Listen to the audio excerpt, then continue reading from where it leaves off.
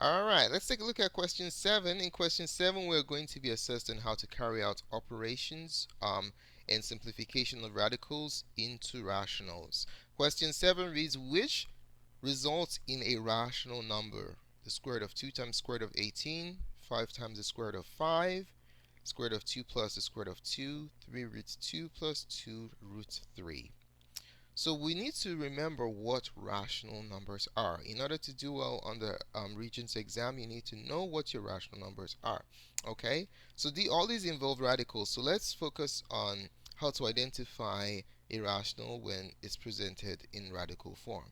So recall, you need to remember that rational numbers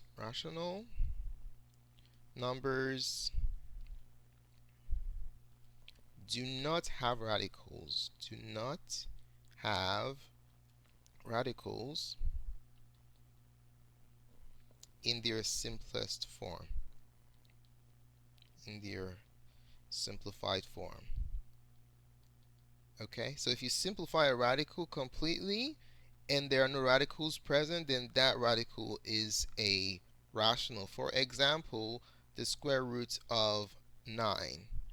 Okay, this is a radical. If you simplify the square root of 9, you get 3.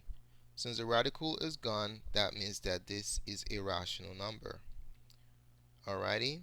Uh, for example, let's consider another example. Root 7, for instance, in its simplest form, root 7 is just root 7. So this is irrational. Alright, so hopefully you see the difference. Okay, so we're going to simplify all these alternatives that we have. As soon as we hit one that does not have a radical in a simplified state, then we know that that's the correct answer. Question 1, option 1, root 2 times root 18. So the formula for this one, let's just put some formulas here for simplifying radicals. You can always multiply radicals. There are no constraints there. So let's say you have root x times root y. All you do here is you multiply the radicands, alright, root xy. Applying that formula here, root 2 times root 18 is simply going to be the square root of 36. And we know that this is a perfect square. Okay, so think about it. One number multiplied by itself is 36. It's 6, right? So this is rational.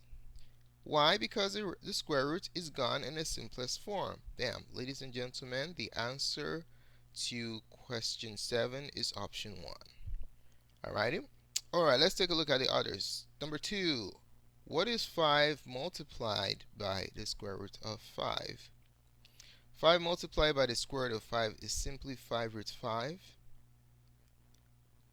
And this is irrational because you still have a square root in the simplified state. Question number 3. What is the square root of 2 plus the square root of 2? Now let's go back to another formula in simplifying radicals. If you are adding two radicals with identical radicands, it is possible to combine them. All you do is you add the coefficients. Alrighty, so like in this case, let's say you have root x plus root x. There's an imaginary 1 here in front. That's a coefficient if it's not specified, and there is if it's not imaginary, it's invisible. Alright, because it's the multiplicative identity, so that's why it's invisible there. All right, when you add these two together, guess what it becomes? This becomes 2 root x. Okay, so do not add the radicands when you're adding radicals. You add the coefficients. Alrighty. So root 2 plus root 2, following this pattern here, we know that we have the coefficients.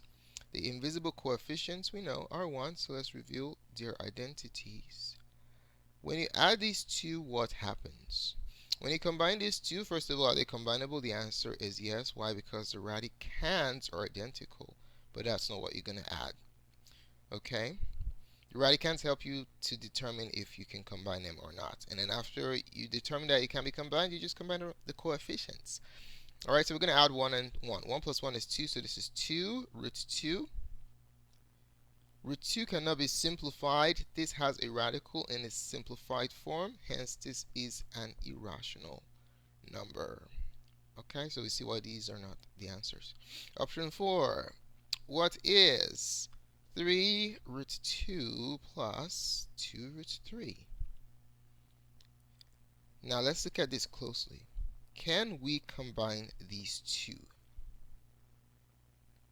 The answer is no. Why not? Because the radicands are different. Remember, the radicands must be the same in order for you to combine them. Very important. So in this particular case, the radicands are different. Can we combine? Absolutely not. So the answer is simply what we started with, 3 root 2 plus 2 root 3. Since this number has radicals in its simplified form, it is irrational, hence it is not the answer that we desire.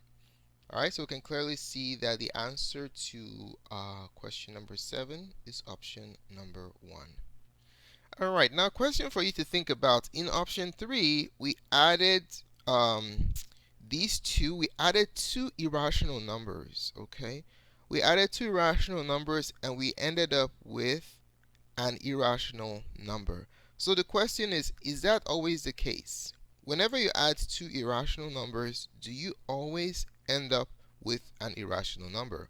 Let us know what your answer is. Just post your answer in the comment section below. I would like to see what